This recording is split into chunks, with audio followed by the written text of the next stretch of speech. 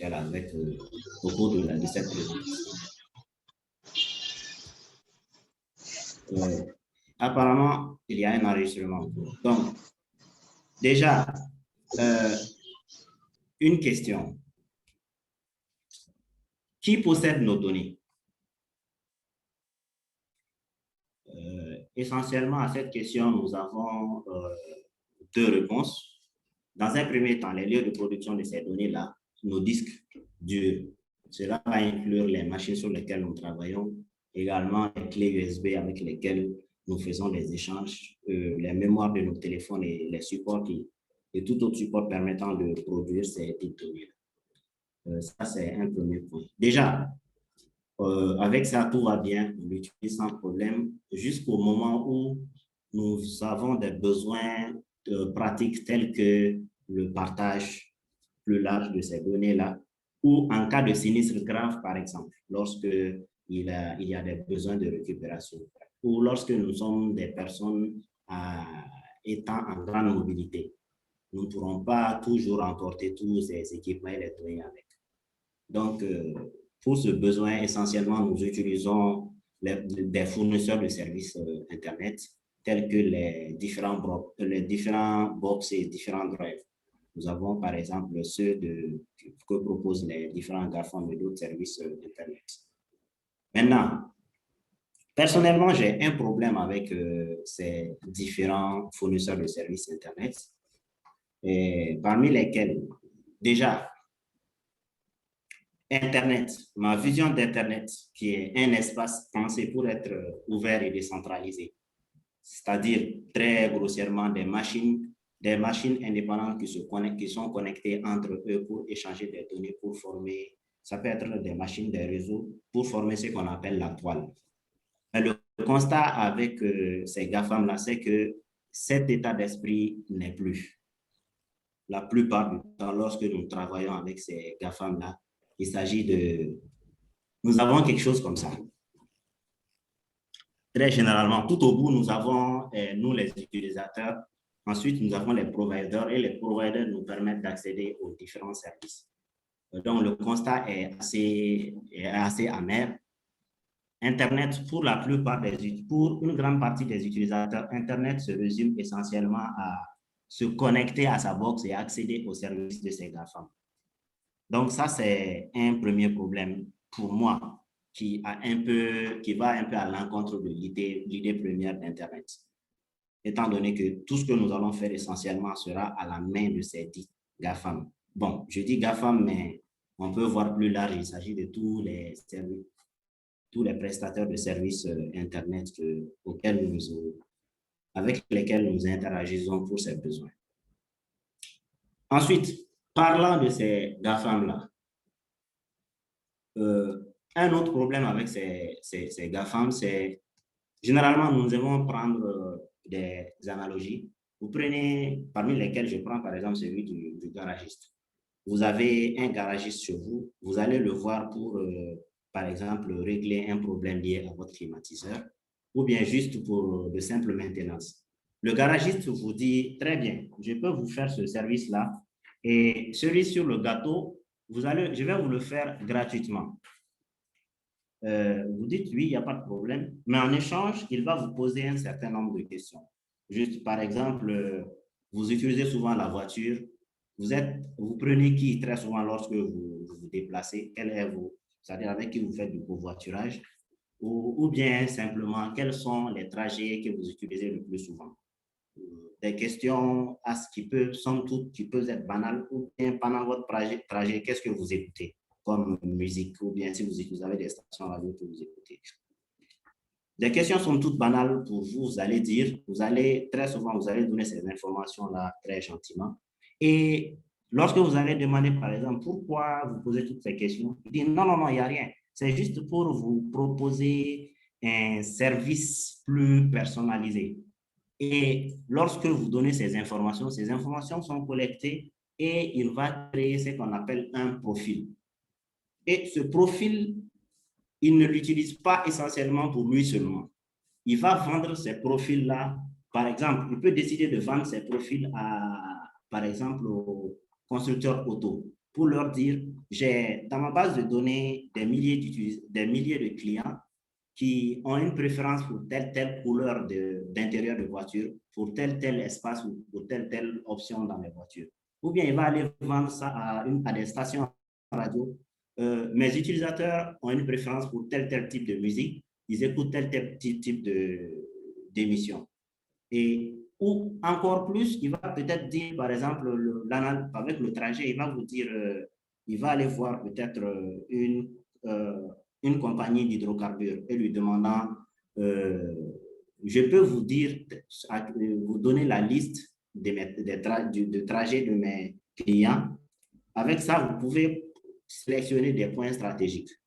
Donc, déjà, avec ou sans votre consentement, des informations que je dirais personnelles ont été partagées avec d'autres intervenants. Et vous n'êtes pas forcément au courant de ce que des tenants et des aboutissants de ces échanges-là. C'est en gros ce qui arrive avec la plupart de vos fournisseurs de services dits gratuits. Gratuit, je mets gratuit en parenthèse parce que, comme on dit, sur le marché, si vous n'êtes ni acheteur ni vendeur, c'est que c'est vous le produit. Donc, et il y a plein d'autres petits problèmes tels que les législations qui dépendent de la situation géographique des pays et plein d'autres questions qui soulèvent du numérique ou bien même les questions écologiques qui peuvent venir également. Tout ça, c'est des petits problèmes auxquels auxquels il faut se pencher, je dirais. Donc, ensuite, pour en finir avec ces fournisseurs de services Internet, je vais prendre deux exemples. Ces exemples sont relativement historiques pour certains et je suppose que deux exemples, ça va faire plaisir à tout le monde. Comme ça, je ne serai pas très long. Historiquement, pour ceux qui s'en rappellent, il y avait un service que Google proposait, c'est-à-dire Google Reader. Google Reader, c'était un agrégateur de flux RSS, un outil qui avait été mis à disposition entre 2005 et 2013. Un outil très bien, qui était très apprécié. Je l'ai utilisé personnellement entre 2009 et sa fermeture. Il permettait pas mal de choses, telles que l'interface était assez sympa.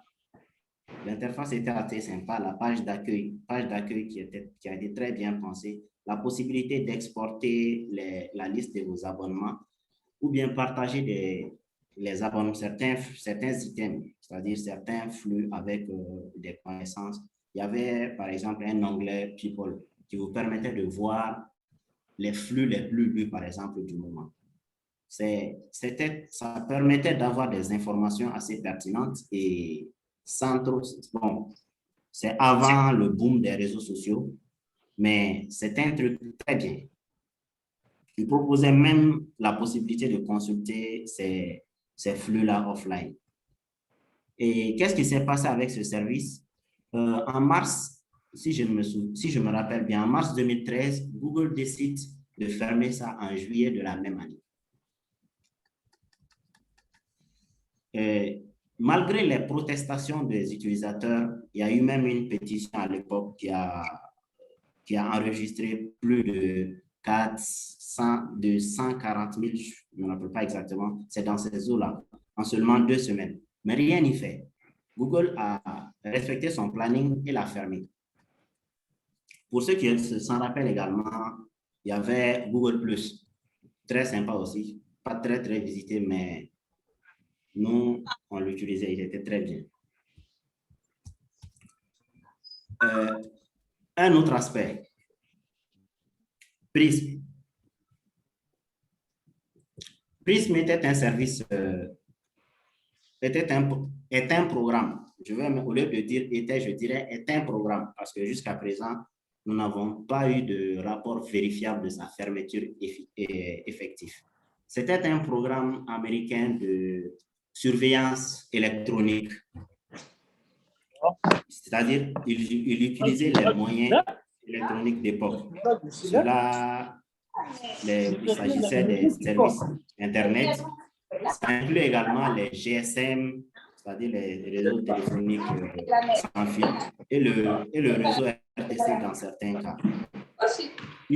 Il utilisait ces services-là pour écouter tout le monde, que ce soit les alliés ou bien que ce soit les gens qui sont étiquetés comme des ennemis. Il écoutait tout le monde, que ce soit les pays de l'Union européenne ou bien que ce soit les pays du Golfe. Tout le monde était écouté. Je me rappelle bien, lors des révélations faites par Edward Snowden, il y a un quotidien britannique qui a affirmé que, par exemple, la NSA disposait d'un accès direct sur les données hébergées par les géants américains des nouvelles technologies. Ça inclut Google, Facebook, YouTube, parce que YouTube n'a pas toujours été pour Facebook, pas pour Google, Microsoft, Yahoo, Apple, AOL, ou bien Skype, par exemple. Ils écoutaient tout le monde. Déjà, très souvent, un citoyen lambda va te dire, moi, en tant que citoyen lambda, je n'ai rien attaché, ils peuvent écouter. Je pense que ce débat, à plusieurs reprises, a été expliqué. Somme toute, il s'agit essentiellement, l'écoute, ce n'est pas seulement pour vous, ça permet de protéger également d'autres personnes ou d'autres entités qui sont plus ou moins liées à votre personne. À titre d'exemple, une photo qui a été uploadée avec des métadonnées liées, par exemple, à la géolocalisation. Je prends l'exemple de quelqu'un qui fait un safari photo. Il upload ces photos-là avec les métadonnées, c'est-à-dire le pays, la géolocalisation de la prise de la photo. Et des braconniers peuvent, par exemple, récupérer ces informations, ces métadonnées-là, et aller tuer ça peut être par exemple le cas des pachydermes que nous connaissons souvent, ou bien les rhinos qui aller tuer ces animaux. Ça également, un citoyen lambda, ça peut lui arriver. Donc, tout ça pour dire que la recommandation, il ne faut pas du tout faire confiance à ces fournisseurs de services Internet. Ça, c'est le cas d'un citoyen lambda. Prism peut décider de donner des informations collectées à une entreprise américaine pour qu'il postule, par exemple, à un pays peut décider de refaire son infrastructure réseau. L'infrastructure réseau d'un service, par exemple, ça peut être le ministère de la Défense. Prism peut donner ces informations collectées à un fournisseur américain qui postule, parce que généralement, il y a des appels à candidature et il y a des sélections faites sur la base de propositions financières et techniques. Avec les informations qu'il a, déjà, on ne peut pas parler de déni d'initié, ils ne sont pas censés connaître le contenu. Ils peuvent postuler à ces offres, gagner ces marchés, installer le réseau en y incluant des mouchards qui peuvent permettre, par exemple, à l'État américain d'avoir ces informations. Je dis l'État américain, mais ça peut être également des Chinois. Comme on dit, les pays n'ont pas d'amis, ils n'ont que des intérêts. Donc, je prends juste quelques exemples là sans parler des considérations économiques ni élaborer le cas, comme je l'ai dit tantôt, de l'impact écologique, que ce soit l'énergie grise ou bien l'énergie noire utilisée. Maintenant, à tous ces problèmes, qu'est-ce qui peut être fait? Déjà, on peut faire comme Richard Stallman. Pour ceux qui le connaissent, Richard Stallman, c'est l'initiateur du mouvement du libre qu'il a lancé dans les années 83 avec le projet GNU. Et par la suite, les fondations qui ont suivi et la licence GPL. Je peux faire comme lui. Lui, par exemple, il n'est pas sur les réseaux sociaux, il n'a pas de téléphone Android. Je pense que actuellement, c'est très compliqué de bosser sans les réseaux sociaux, sans smartphone et les avantages qui sont liés au système Android et console. Donc, ça, c'est une possibilité que peu de personnes peuvent faire. La deuxième option, ça, c'est peut-être faire confiance à un fournisseur de services dit de confiance. Ce réseau, ça peut être, par exemple, je suis malien, je peux décider, par exemple, de faire confiance à la SMTD pour héberger mes données. Je peux également utiliser le réseau des chatons. Les chatons, c'est une initiative française. Il s'agit d'un collectif des hébergeurs alternatifs, transparents, neutres, ouverts et solidaires. Donc, il s'agit de chaton, c'est un cycle. Il s'agit essentiellement de personnes avec des compétences qui mettent à disposition des ressources matérielles pour héberger des données en ayant un certain nombre de chartes d'éthique et de déontologie.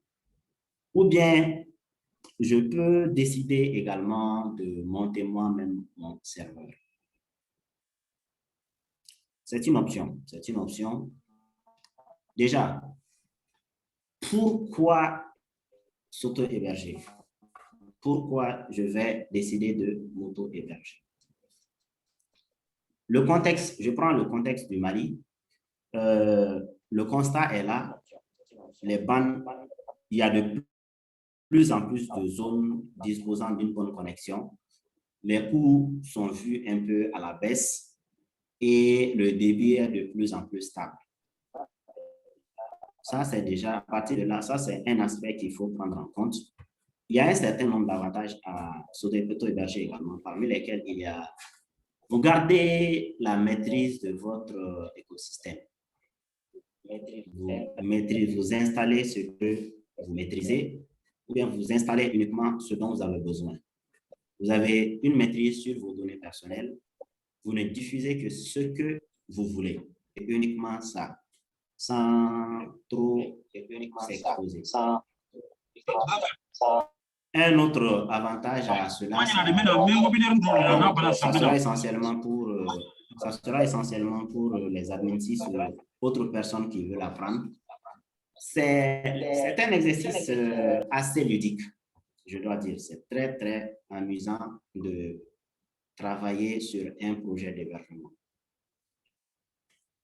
Mais pas que. Ça n'a pas que des avantages et il n'y a pas, ce n'est pas un fleuve tranquille, il y a un certain nombre de contraintes parmi lesquelles il faut avoir une certaine connaissance. Il faut avoir une certaine connaissance, il faut l'admettre, il faut avoir quelques compétences de base. Pas exceptionnelles, tu n'as pas forcément besoin de taper du ligne de code ou bien faire de la programmation. Ça implique également une certaine responsabilité. Par exemple, que ce soit, si vous décidez d'héberger les données de la famille, il s'agit des données de la famille. Vous avez entre vos mains les données des membres de votre famille. Ça peut être votre entreprise, ou bien ça peut être vous et quelques amis du quartier, ça peut être des ressources comme ça. Et ça requiert de la maintenance, c'est-à-dire du temps un peu, c'est pas beaucoup, pas tout le temps, mais de temps en temps, ça requiert quelques maintenances. À part ça, je dirais que c'est tout bénéf. Sans parler des considérations économiques, et je suis très écolo également, j'aborde tout le temps ce point. Ce point n'est pas à négliger. Donc, why you know host? Déjà, you know host, pour faire simple, il s'agit essentiellement d'un projet, d'un système et d'une méthode. Et l'objectif, c'est permettre au plus grand nombre d'avoir un serveur personnel sans vraiment avoir de grandes connaissances en administration Linux.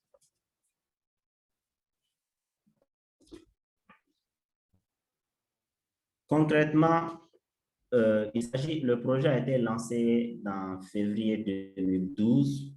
Ça inclut essentiellement comme outil de base un service web, un service SMTP, IMAP, XMPP pour les échanges de messages. Ça inclut également des outils anti-spam et divers outils et applications PHP que vous pouvez découvrir lors de l'installation.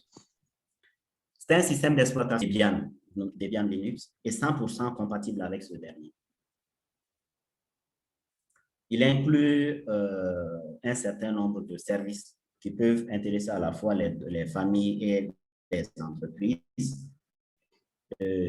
Entre autres, il y a un annuaire OpenADAP pour garantir, pour gérer les authentifications et les identifications. Pour simplifier, DNS Mask, bind to file pour avoir une visibilité sur les éventuelles attaques. Vous avez également la possibilité de certifier le site, c'est-à-dire pour les besoins de HTTPS, de certifier les sites soit un certificat auto-signé, soit un certificat Let's Encrypt. Ça inclut également un pare-feu. Donc, ça vous permet d'avoir une grande visibilité sur les ports logiques que vous savez, que vous pouvez éventuellement ouvrir et filtrer sur votre service. Donc, ce qu'il propose concrètement, il s'agit d'une installation très simple. En 30 minutes, c'est plié. Une interface d'administration à la fois web ou bien CLI, vous avez le choix. Si vous voulez faire sa vie à l'interface web, vous avez juste besoin d'un navigateur. Les plus récents, quasiment tous les navigateurs supportant de HTTPS et accessoirement du JavaScript peuvent faire ce boulot-là. Ça accepte pas mal de matériel, quasiment tout d'ailleurs, pour ne pas trop... Je dis tout parce que ça inclut même les petits matériels basés sur les processeurs ARM. Je parle par exemple des différents Pi, les Raspberry Pi, les Banana Pi et autres équipes microcartes. C'est open source. Open source, ça vous permet d'avoir un accès au code source. Vous avez une visibilité de ce qui y a sous le capot. Donc, en termes d'interaction entre les composants, on a essentiellement l'interface côté utilisateur, vous avez un accès CLI directement sur le noyau. Vous pouvez utiliser également une interface web, comme je l'ai dit tantôt, qui utilise Nginx comme serveur web. Les authentifications se font avec du LDAP et c'est le LDAP qui gère à la fois les mails et les comptes. Les comptes, par exemple, la messagerie instantanée que vous pouvez, les services de messagerie instantanée que vous pouvez déployer, basés sur du XMPP, par exemple. Vous avez également les applis. Un package YunoHost, c'est essentiellement du Python et du Bash. Mais pour un utilisateur lambda, vous n'avez pas trop besoin de tout ça. Il suffit juste, ça propose un magasin de logiciels que vous pouvez simplement ouvrir, sélectionner, cliquer, c'est plié. Il n'y a pas grand-chose à faire. Pour un administrateur qui veut aller plus loin également, vous avez les codes. Si vos compétences se limitent au système d'exploitation, l'interface CLI vous permet d'accéder aux paramètres, aux fichiers de configuration. Donc, en termes de besoins matériels, vous pouvez installer YunoHost sur des machines virtuelles. Ça peut être des machines, des technologies, quasiment n'importe quelle technologie de virtualisation, que ce soit la virtualisation bare metal, la virtualisation relativement simple qu'on fait avec la paravirtualisation, par exemple, relativement simple avec les VirtualBox et autres. Il suffit juste que le système Debian soit installé et c'est que ça marche. Vous pouvez l'installer directement sur du matériel basse consommation. Vous avez une Raspberry Pi 4 ou bien une Raspberry Pi 3 également. Vous pouvez l'installer. Vous avez des Banana Pi, vous pouvez les installer. Juste que le système soit compatible Debian. Et connaissant Debian, il y a très peu de composants, très peu d'architectures qu'il ne supporte pas. Vous pouvez décider de l'installer sur une machine. Ça peut être un tour, ça peut être une rack, ou bien une machine Core i3, ou bien une machine, un Pentium 2, un Pentium 4 par exemple. Pentium 2, c'est trop petit. Un Pentium 4 que vous avez, que vous ne savez plus, vous pouvez l'installer dessus et ça va tourner comme si de rien n'était. Vous pouvez opter également pour un hébergement. Je peux décider d'utiliser, de prendre un espace chez la SMTD. J'installe mon VPS dessus. Je déploie ma solution. Ça également, il n'y a pas de souci. Vous pouvez parfaitement faire ça et ça va marcher également. Donc, ça, c'est un peu l'aspect plus ou moins technique. Je ne suis pas trop entré en profondeur. le but, c'est la simplicité. Donc, concrètement, qu'est-ce qui peut être fait? Vous pouvez utiliser, par exemple, au lieu d'utiliser les services, je vais donner des noms ici, au lieu d'utiliser Twitter, par exemple, vous pouvez décider d'utiliser Mastodon. Il s'agit d'un réseau décentralisé. Chacun peut héberger une instance et gérer ses messages. Et les instances sont interconnectées à la manière d'Internet. Vous choisissez les instances avec lesquelles vous allez vous connecter et vous pouvez décider d'y inclure autant de personnes que vous voulez. C'est pour ne pas trop tuer, c'est du Twitter, mais en plus ouvert, on va dire. Les services d'hébergement, par exemple, de fichiers tels que les OneDrive, les G-Drive, les Dropbox, vous pouvez les remplacer, par exemple, par Nextcloud, OnCloud, Cozy Cloud. Ça va marcher également avec l'avantage d'avoir un contrôle total sur ce que vous mettez là-bas. Les services en ligne, tels que les suites Office proposées par Microsoft ou bien les suites proposées par Google, vous pouvez les remplacer par exemple, CryptPad. Vous pouvez utiliser également Office en ligne. Tout ça, c'est des solutions open source que vous hébergez, donc avec la maîtrise de vos données. La messagerie également n'est pas en reste. Vous pouvez utiliser des technologies basées sur le protocole Matrix. Le protocole Matrix, il est pas très, très vieux, mais il aspire à remplacer pas mal de protocoles utilisés actuellement.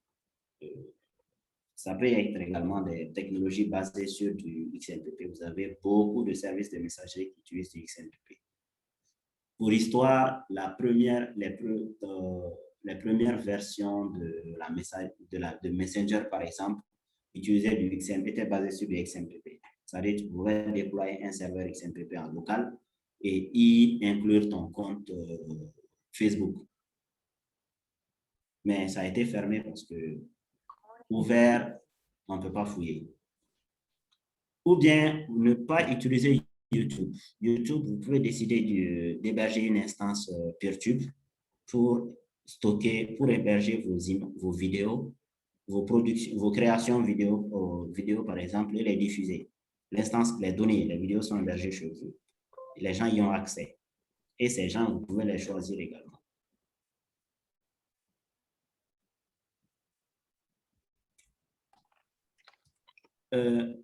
Maintenant, ce qui est bon à savoir, on dit également souvent, il y a deux catégories de personnes. Ceux qui font des sauvegardes régulières et ceux qui n'ont pas encore perdu toutes leurs données. Donc, la recommandation, lorsque vous optez pour des solutions d'auto-hébergement, ne négligez pas la sauvegarde. Respectez la règle des 3-2-1, c'est-à-dire 3 copies de vos données, 2 sur des supports différents et 1 hors site. Testez vos sauvegardes également lorsque vous les faites. Ensuite, il faut penser également à documenter. Un projet d'hébergement ne doit pas être tué par le décès de son administrateur 1. Il faut que la documentation soit là pour qu'il y ait l'administrateur 2, 3, ainsi de suite. Pensez à documenter. Donc, je vais m'arrêter là pour le moment. S'il y a des questions, avant que je n'aille à une phase de démonstration, entre guillemets. Des questions? Il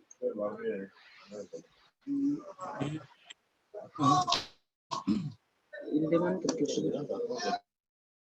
Vous levez la main si vous voulez prendre la parole. Entre-temps, je vois Mathias Ongo qui est connecté depuis le Bénin, qui est également un grand Linuxien et qui travaille beaucoup dans les libres. Je ne sais pas si Mathias veut dire quelque chose. Mathias?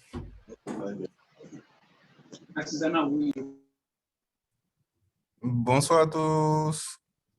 Oui, bonsoir, Mathias. Bonsoir. Oui, non, il a assez bien résumé la situation, hein. J'étais juste curieux, donc j'ai participé pour voir un peu ce qui allait se dire. Sinon, tout, c'est bon, c'est bon. OK, À petite précision, je ne sais pas si c'est chez moi OK, seulement, le OK, son est super. légèrement faible. J'ai dû passer le volume au maximum. Ah, apparemment, Oui, je sais même pas, chez ça nous, peut au être début, dû c'était comme à ça mon aussi. micro. Ça peut être dû à mon Certainement, micro. certainement. Désolé, D'accord. désolé. OK. Merci encore. Merci Et beaucoup, merci de Mathias. promouvoir l'auto-hébergement. Ouais, Merci. C'est ma lutte, entre guillemets. OK. Si quelqu'un souhaite prendre la parole, il peut lever la main avant qu'on continue avec la démonstration. OK, je dirais, je vais commencer OK, par Abdou, une je pense petite que démo. vous pouvez, Les questions peuvent suivre. voilà, Les questions peuvent suivre. Je peux voilà, répondre à tout moment aux différentes on peut les mettre aussi dans interrogations les de chats. tout un chacun. Il n'y a pas de Mhm. souci, il n'y a pas de souci. OK. Donc, pour cette phase de démon, je vais déjà parler de l'implémentation que j'ai faite ici. L'implémentation a été faite à l'adresse que vous voyez. En ce qui concerne le domaine, j'ai opté pour le domaine national. Pour une question, c'est une question de principe, on va dire. Sauter héberger, au moins, il faut que le domaine soit le vôtre. Donc, voilà ce qui peut s'afficher lors d'une connexion Simple Sion. Je peux me déconnecter et me reconnecter pour que vous fassiez une idée de la chose. Voilà. Ça, c'est l'interface avant connexion. Il s'agit de renseigner un nom d'utilisateur qui avait été initialement prévu. Ensuite, après connexion, vous avez des tuiles. Chaque tuile correspond à une application. Nous allons revenir sur cette interface, utilisateur. Pour le moment, j'ai juste installé quelques applications. Ces applications ne sont pas finies, il y en a beaucoup. Yonos propose un peu plus de 200 applications utilisables et pour quasiment tous les domaines, de la famille aux entreprises. Tout y est, entre guillemets, tout y est. Et l'installation se fait en 1 ou 2 clics. Je vais passer à l'interface d'administration. Bon, ici, comme je me suis connecté il n'y a pas très longtemps, on ne m'a pas posé la question du mot de passe, mais lorsque, par exemple, je vais ouvrir une fenêtre qui ne s'est pas connectée,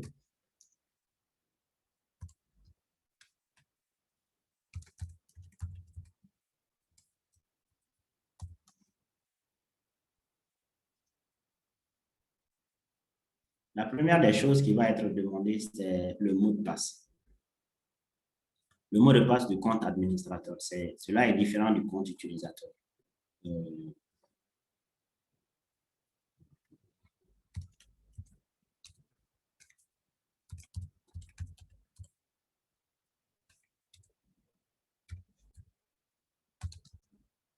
Voilà. Donc, ça, c'est les quelques éléments. Nous avons, parmi lesquels nous avons la gestion des utilisateurs. Vous pouvez créer des utilisateurs à la volée et ces utilisateurs vont bénéficier automatiquement d'une adresse email. Je peux, par exemple, vouloir créer un compte ici. Je dirais, par exemple, un compte ISOC. Pourquoi pas? Et en tant que, ça, c'est le nom d'utilisateur et nom d'utilisateur, je mets par exemple ISOC comme nom Mali. Je définis un mot de passe que l'utilisateur peut changer au besoin, qu'il doit changer surtout.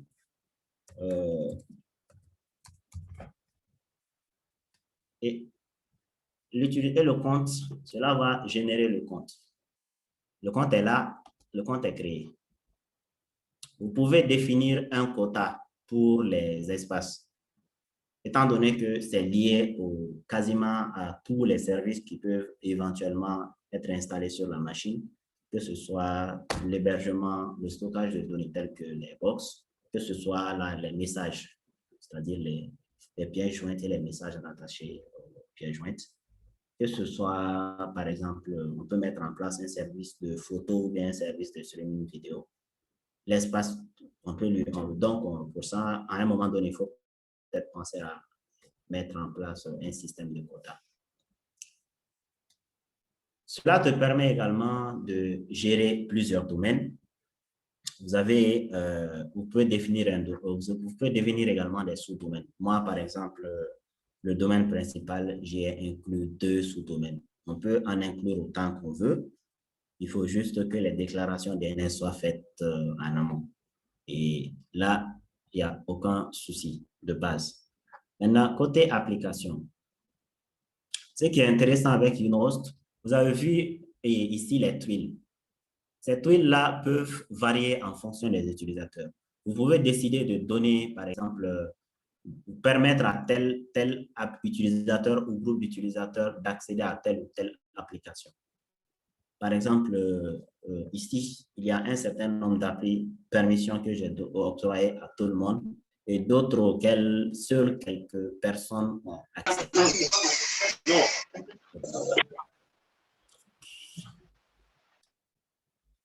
Ensuite, Unost permet également de gérer automatiquement les mises à jour. Les mises à jour sont à 2 niveaux.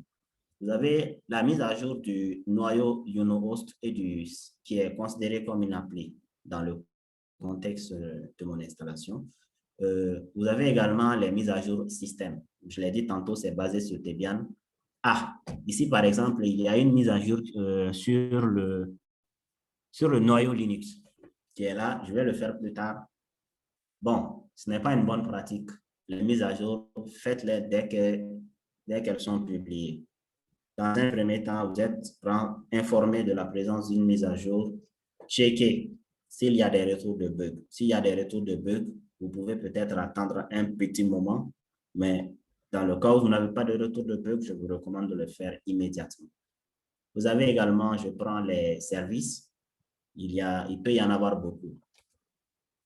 Les Linuxiens peuvent reconnaître un certain nombre de ces applis-là. Vous avez par exemple un Postgres, Postfix, Nginx, MySQL. Essentiellement, MySQL, le serveur MySQL, ça sera sûrement du Maria. Vous avez Mavemod.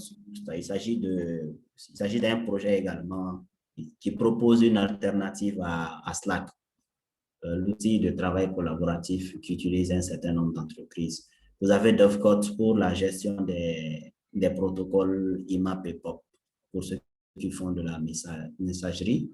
Un CryptPad, j'en ai parlé plus tôt, il propose une interface assez simplifiée pour le traitement de texte. Il y a du Word, il y a du Excel et différents autres applis. Et vous avez l'outil de configuration réseau qui est là. En termes d'outils également, vous avez, comme je l'ai dit tantôt, la simplification côté utilisateur. Vous avez le journal. Vous avez un journal des événements. Le journal, c'est l'ami des administrateurs. Vous avez également, lorsqu'il y a des migrations notables à faire, vous avez l'outil qui vous permet de faire une simulation avant de passer à une migration, par exemple.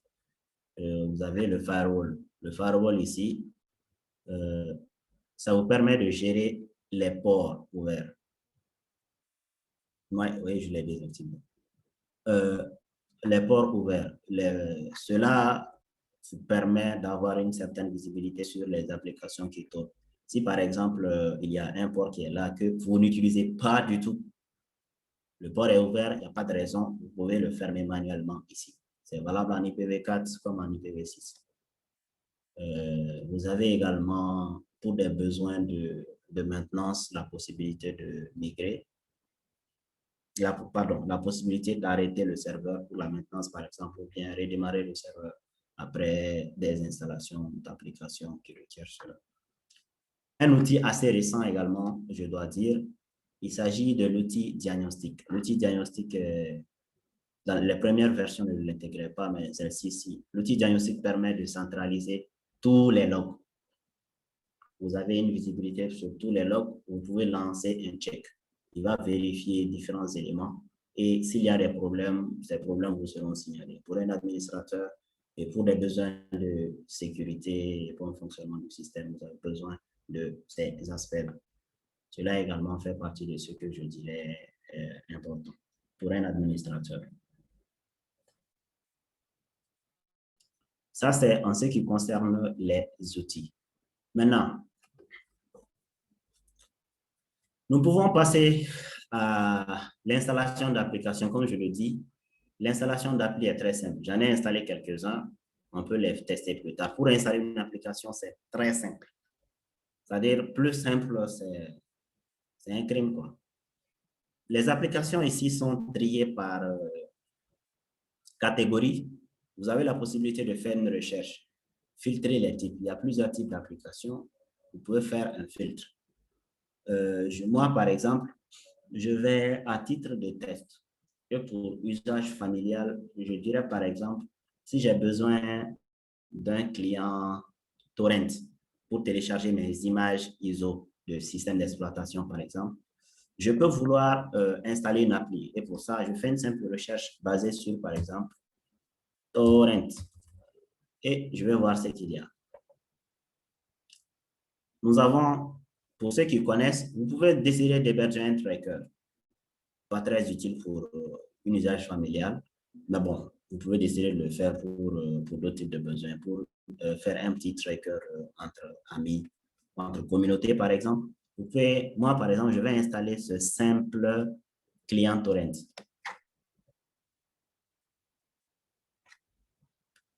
Voilà ce que ce client demande, par exemple. Il s'agit de donner un nom.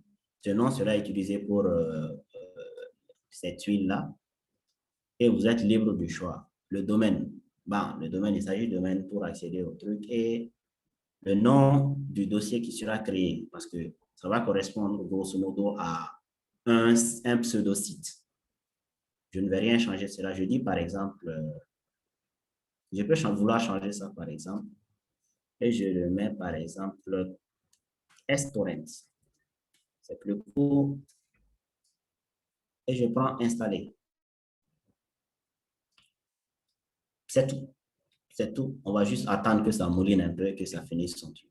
Entre-temps, par exemple, le diagnostic me parle d'un certain nombre d'éléments. Certains domaines sont bons, votre réseau local ne semble pas supporté. Ouais, ça c'est la configuration du réseau local. C'est des choix technologiques ou bien je ne dispose pas d'IPv6. Ouais, comme tout bon malien, je n'ai pas pensé encore à bosser sur ça. Donc, chez moi, dans les grandes lignes, je n'ai pas de rouge, donc je peux dire que mon serveur se porte bien.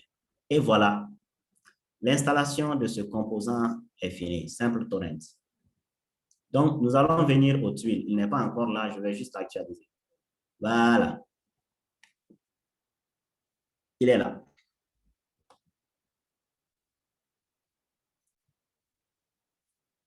Je peux...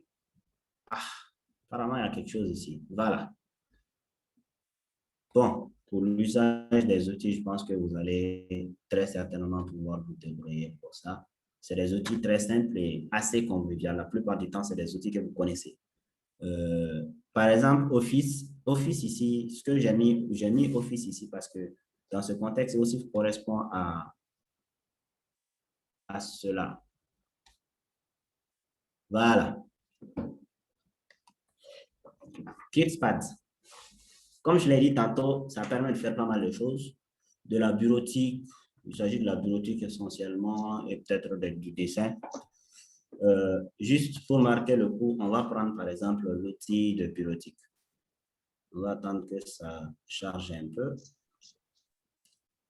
Comme je l'ai dit, je n'ai pas alloué trop de ressources machines à ce service-là parce que on n'en fait pas tout le temps ça ici.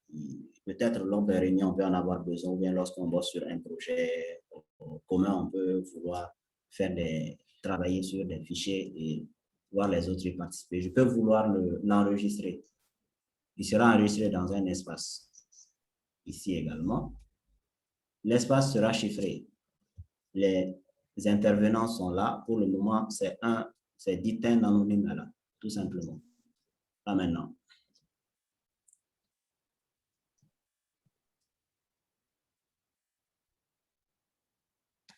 Voilà. Et si vous avez bien regardé, j'ai hébergé ça dans un sous-domaine, c'est-à-dire office. La racine de mon domaine. Donc, les sous-domaines peuvent être créés à la volée. Vous avez par exemple Nextcloud. Nextcloud propose à la fois côté serveur une interface web. On peut installer un client également sur sa machine pour faire la synchro. Ça peut remplacer valablement les Dropbox. Personnellement, j'utilisais Dropbox jusqu'à un certain temps, mais je ne me rappelle plus trop quelle année la politique de Dropbox a changé et nous avait interdit de chiffrer les données. Désormais, les données chiffrées ne seront pas prises, les disques durs chiffrés ne seront pas pris en compte par leur programme. C'est à partir de ce moment que j'ai, par exemple, décidé de me défaire de Dropbox. Et je suis passé à Cozy Cloud, par exemple, avec la possibilité d'installer un serveur chez soi ou bien utiliser le serveur Cozy Cloud qui est mis à disposition. Pour le stockage, je pense qu'il n'y a pas, pour ceux qui sont familiers à ces outils-là, globalement, on peut stocker des images, on peut stocker des vidéos, des documents, c'est-à-dire, ça marche nickel, on va dire. OK, je pense qu'il y a d'autres outils. Vous avez par exemple la messagerie. Vous avez plusieurs choix. Vous pouvez installer SoGo qui est là, qui n'est pas mal également, qui intègre à la fois le calendrier, le carnet d'adresse et la messagerie. Ou bien vous pouvez décider d'installer Runcube. Runcube, pour ceux qui connaissent, c'est un vieux, il est assez vieux. Je le trouve un peu décrépit parce que relativement lourd à mon avis. Mais ça fait l'affaire de pas mal de personnes. Certains l'utilisent. Pour les échanges de musique, vous avez plein d'outils qui sont là pour ça également. Juste pour divertissement, vous avez des applications jeux. Ouais, il y en a aussi. Comme je l'ai dit, c'est trié par catégorie. Vous en avez pour tout. Vous pouvez décider d'installer, par exemple, un speed test qui va tester le débit montant et descendant entre ton serveur et là où tu te trouves, par exemple. Ça te permet de savoir quel type de technologie et quel type d'outil tu vas passer sans trop de soucis. Je pense que je vais m'arrêter là et voir s'il y a des questions relatives à mon installation. Bien sûr, il y a des questions relatives à d'autres sujets liés à l'auto-hébergement. Donc, je vais donner la parole au président pour voir s'il y a des questions. Ok, merci beaucoup. C'est Koulibaly pour cette belle intervention. La présentation elle a été très, très brillante et personnellement, j'ai appris beaucoup de choses là-dedans. Et pour dire qu'aujourd'hui, nul n'échappe sans ces technologies, sans ces applications, nul n'échappe vraiment à ce qu'on appelle l'exploitation abusive de nos données et sans nos consentements. Aujourd'hui, on est tous contents, on utilise Gmail, on utilise Facebook, on utilise Twitter, on ne paye pas. Bon, on s'est dit, voilà, mais en réalité, comme vous l'avez dit dans la présentation, si vous êtes dans un système d'échange où vous n'êtes ni le vendeur ni l'acheteur, ça veut dire que c'est vous le produit. Donc, en quelque sorte, c'est nous qui constituons aujourd'hui le produit et on fait de nous ce qu'on veut. Et la seule alternative que nous avons pour pallier vraiment à ça, c'est qu'il faut que nous-mêmes nous soyons producteurs de contenu et que nous soyons également hébergeurs de nos propres contenus. Mais tant que, même si on produit du contenu et que ces contenus-là sont hébergés chez d'autres, ça veut dire que ce sont eux qui en sont maîtres. Les jours où ils veulent, ils ferment l'espace d'hébergement. Et puis après, bon, c'est les problèmes qui commencent. Donc, vraiment, pour échapper à tout ça, la seule alternative la plus sûre, c'est que toi-même, il faut que tu sois l'hébergeur de tes données. Et on vient de voir, c'est-à-dire lors de cette présentation, que ce n'est vraiment pas diabolique. Et en réalité, ça ne demande pas aussi de performances techniques hautement élevées. Il faut juste avoir des notions de base par rapport à un certain nombre de choses. Et puis, que soi-même, on prend notre dessin en main, quoi. Sincèrement, c'est une présentation qui, je pense qu'on ne va pas s'arrêter là. Ça, c'était, comme je l'ai dit, dans le cadre du programme Les fondamentaux de l'Internet Society. Donc, on devait faire ça le plus rapidement possible. Mais je crois qu'on va continuer le travail avec les bureaux du chapitre malien pour qu'on puisse approfondir la question, revenir sur d'autres webinaires, peut-être même organiser des ateliers de formation. Parce que, en réalité, beaucoup ne sont pas au courant de ces technologies, beaucoup ne sont pas au courant de ces applications. On est nombreux à être dans le truc, mais on ne sait réellement pas quels sont vraiment les outils, quelle est la puissance aujourd'hui, la force de ces outils ouverts, c'est-à-dire ces outils libres, je vais dire, avec lesquels on ne paye rien, on est même soi-même maître de son destin. Donc, vraiment, il y a un travail de sensibilisation colossal qu'il faut faire en amont et réellement, il faut former les gens là-dessus. Donc, pour ce qui nous concerne ici au niveau du chapitre, nous allons voir avec le bureau comment est-ce qu'on peut vraiment valoriser ça, essayer de mettre ça en lumière pour organiser des séries de formations, des séries de webinaires pour approfondir la question afin qu'on ait vraiment au moins un vivier de jeunes qui maîtrisent vraiment ces technologies. C'est extrêmement important et ça a été extrêmement édifiant. Donc, sur ce, je retourne la parole aux participants. Si les uns et les autres ont des questions à poser, le débat est ouvert. Vous pouvez directement activer votre micro et vous prenez la parole. Comme on n'est pas nombreux. Il n'y a pas de questions? OK, Lamine, allez-y. Salut tout le monde. Moi, c'est Lamine Sako. Bon, et je voudrais avoir l'architecture de Unos que vous avez mis sur l'écran. Il s'agit du slide. Oui. OK, juste, voilà. Vous parlez de celui-là? Je ne sais pas si vous l'avez déjà. Voilà, je parle de cela. D'accord. Vous avez des questions en rapport au slide? Bon, pas pour l'instant. Je voudrais faire une capture d'écran. Merci. De rien, de rien. Lamine, on va mettre... Ces images également sont sous Creative Commons, donc... on va partager la présentation avec les participants. D'accord.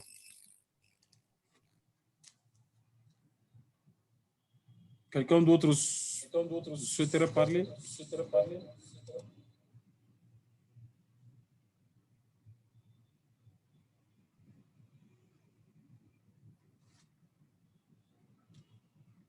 Il n'y a pas d'autres questions?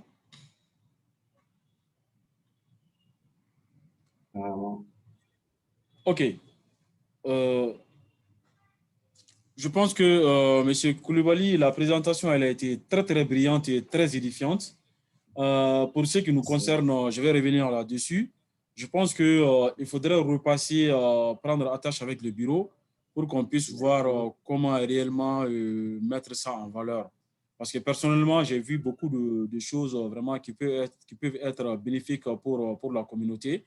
Donc, peut-être on verra même si les possibilités le permettent d'organiser des sessions de formation, peut-être étalées sur un temps bien élargi, convenable à tout le monde, pour qu'on puisse réellement former un vivier de jeunes vraiment qui vont maîtriser ces différents aspects. Parce que c'est extrêmement important, mais en réalité, comme je l'ai dit, beaucoup ne sont pas au courant. les gens sont en manque d'informations. En réalité aussi, beaucoup ne vont pas à la recherche d'informations.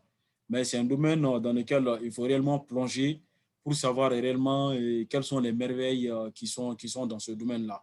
Parce que tout ce que nous avons dans les applications que nous utilisons tous les jours, les applications payantes et autres, nous avons les correspondants, sinon le plus performant même dans les applications libres. Donc, vraiment, il faut orienter aussi la communauté vers les applications open source parce que vraiment, là-bas, on est maître de son destin et on échappe à beaucoup de choses telles que l'exploitation abusive de nos données qui constitue également le problème le plus crucial aujourd'hui, c'est-à-dire quand on parle de la question de l'Internet. Parce que quel que soit l'aspect que tu vas prendre, tu vas être confronté, c'est-à-dire à cette problématique quelque part. Donc, pour vraiment y pallier, il faut réellement que vous-même, vous soyez maître de votre destin, comme je l'ai dit, que vous hébergez vous-même vos données, ou bien au moins que vous utilisez des systèmes dont vous pouvez avoir le contrôle. Donc, n'oubliez pas de passer nous sinon, contacter. ici, comme je le disais tantôt, voir tout ça d'une comme façon je le disais claire. ici, Maintenant, je ne sais pas si vous avez parce qu'on n'a pas d'autres questions. On ne va pas trop retenir les gens. OK. Pour le point, je l'ai dit lors de ma présentation, c'est surtout l'aspect, je suis assez écolo, je dois dire. Je n'ai pas trop abordé l'aspect écologique ici, mais la possibilité de s'auto-héberger te donne également la possibilité de faire un choix matériel. C'est-à-dire, nous utilisons le matériel ici, on parle très souvent de l'énergie utilisée. Je prends par exemple le cas de l'énergie dite grise, c'est-à-dire l'énergie qui a été utilisée, la consommation d'énergie nécessaire pour la création de nos différentes technologies, le smartphone, l'ordinateur, l'énergie qui a été utilisée pour faire ça. Le choix technologique, vous avez ce choix-là. Ça, c'est un aspect. L'autre aspect que s'auto-héberger également, c'est pouvoir décider quand est-ce que ce service, je le mets à disposition. À titre d'exemple, si j'héberge, par exemple, un service de stockage photo communautaire ou bien familial, je peux décider de le débrancher à des heures précises. Je suppose que personne ne va aller, par exemple, regarder ces photos entre 1h du matin et 6h du matin, par exemple. Le matériel n'a pas besoin de tourner pendant ce moment-là. Je peux décider simplement de le fermer, ce qui est assez conséquent en termes de consommation d'énergie. Les fournisseurs ne peuvent pas se permettre de faire ça. Leur machine fonctionne en permanence et très souvent à fond la caisse. L'impact écologique, l'impact carbone, ils n'arrivent pas à trouver de solution à cela. L'auto-hébergement, ça va nous permettre de gérer ces aspects. Et également, le Internet que nous connaissons n'est plus. L'Internet des fondateurs n'est plus. Et j'ai assez ri lorsque les gens ont commencé à s'offusquer sur les nouvelles politiques apportées par exemple, WhatsApp. Depuis le départ, je me disais que, est-ce que les gens avaient compris que la maison mère Facebook était obligée de gérer 2 logiciels qui font exactement la même chose? Sur le plan rentabilité, c'est-à-dire c'est aberrant, quoi. Et je ne voyais pas pourquoi les gens s'offusquaient. Parce que je disais qu'ils sont au courant, ils doivent savoir que Facebook, Messenger et WhatsApp font à peu près la même chose. Il n'y a aucune raison de garder les deux. Et quand ils ont commencé à faire la fusion, il y a eu de grandes migrations vers des solutions open source telles que Signal. Signal est open source. Il a l'avantage de te permettre de garder, par exemple, tes messages, tes données sur le téléphone. Contrairement, par exemple, au WhatsApp dont les données sont centralisées. Signal te permet, par exemple, de faire ça. C'est un autre cas d'utilisation de solutions open qui est là. Mais comme vous l'avez dit tantôt, il s'agit essentiellement de faire un peu de plaidoyer, beaucoup même de plaidoyer, sensibiliser les utilisateurs à ce qu'ils font sur Internet et leur demander quel Internet ils veulent pour le futur, quel Internet ils veulent pour peut-être dans 50 ans, dans 10 ans. Donc, nous pensons, nous, de la communauté européenne, que l'auto-hébergement, dans pas mal de cas, peut être une solution pour réduire rien que le pouvoir de ces fournisseurs Un autre exemple pour terminer. Imaginez que des personnes, je vais appeler ça des personnes, décident de donner ou pas la parole à la première personnalité d'un État. Ce qu'il va faire de sa parole là, ça, je ne vais pas entrer dans ça, mais imaginez qu'on dise que telle personne ne doit pas parler et sur des bases non juridiques. C'est-à-dire, il décide, par exemple, nous n'aimons pas ce que ce gars-là fait, il ne parlera pas. Il ne parlera pas parce que pour parler, il faut forcément venir chez nous. Voilà ce à quoi nous assistons. La liberté d'expression, même la liberté d'expression, un pilier de la démocratie, est violée par ces fournisseurs d'accès Internet. Je dis, ces fournisseurs de services Internet. Il n'y a que l'auto-hébergement actuellement qui peut nous aider à garder notre liberté et le contrôle sur nos données. Voilà un peu ce que je voulais ajouter à ce que j'ai présenté ultérieurement. Merci bien, Président.